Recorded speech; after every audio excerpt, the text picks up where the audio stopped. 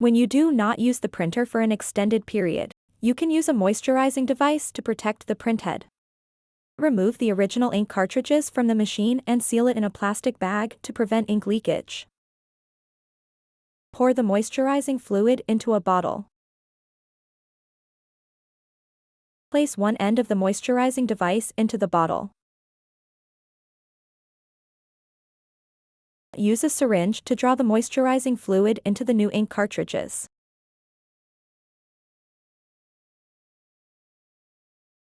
Install the new ink cartridges full of moisturizing fluid onto printer.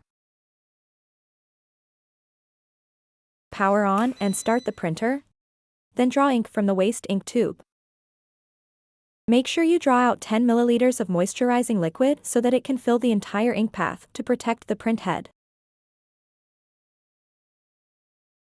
Clean the printhead in the software to ensure the moisturizing fluid has run through the ink path.